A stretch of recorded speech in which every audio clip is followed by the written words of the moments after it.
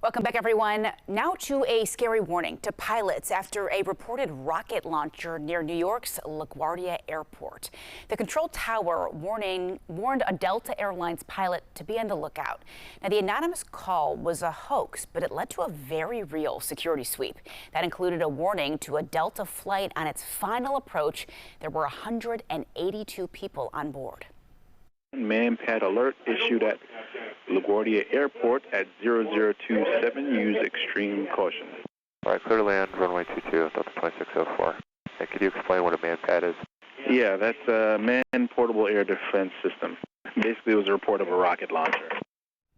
So threats to airliners are not uncommon. It is important to note none of the passengers on the Delta flight knew about what was going on at the time. The flight plan did not change, and then the plane landed without incident. So we want to go more now to our travel editor, Peter Greenberg, for more on this. Peter, thanks for being with us.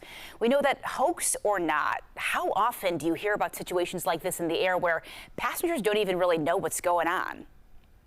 Well, the two major things that the airlines and the airports have been worried about for quite some time, and with good reason, unidentified drones flying in restricted airspace, and of course the use of lasers from the ground that could be very injurious to pilots and their vision in the air. We've had numerous incidents of that. Some people have actually been arrested for that.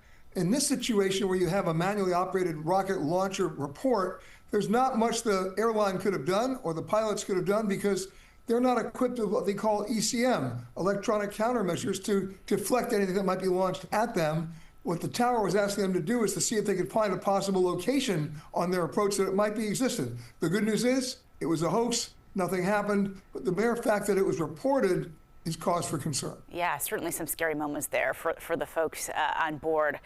Well, we want to go now to this because Tampa Bay International Airport, Peter, is opting for this new TSA Gold Plus program to start privatizing most of its security operations. We know that union leaders are criticizing the move, say it jeopardizes security, calling it a major step back. But the airport basically saying it'll do the exact opposite. Where do you land on this?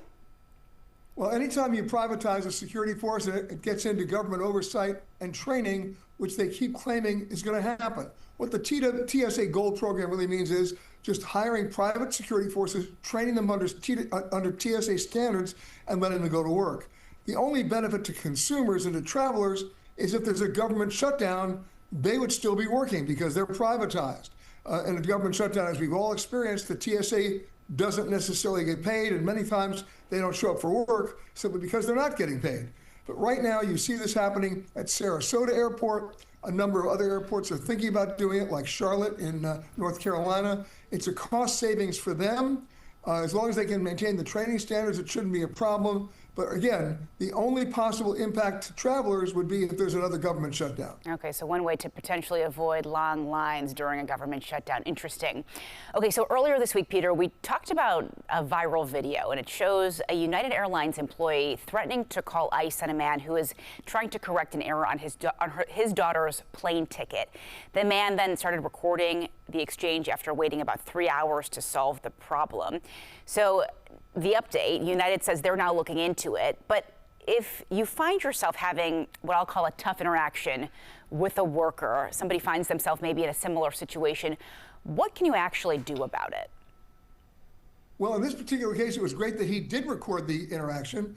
You never want to take a no from somebody who's not empowered to give you a yes in the first place. Go up the chain of command as fast as you can, nicely, to a supervisor or somebody who can help you. Because at this point, it's all ego and people try to validate their job. There are some other issues that are raised here, which I'm sure United's looking into in terms of the treatment of that passenger. Bottom line is, you got to get somebody to give you a yes. And in that situation, the fact that he recorded it will work in his favor as this investigation continues. Yeah, record and kill him with kindness.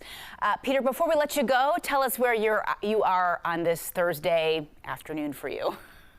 I'm in a very hot part of southern Turkey known as Mersin, M-E-R-S-I-N, right on the Mediterranean. Here working on a couple of stories before we head to Rome and Barcelona, where you'll probably see me sometime next week.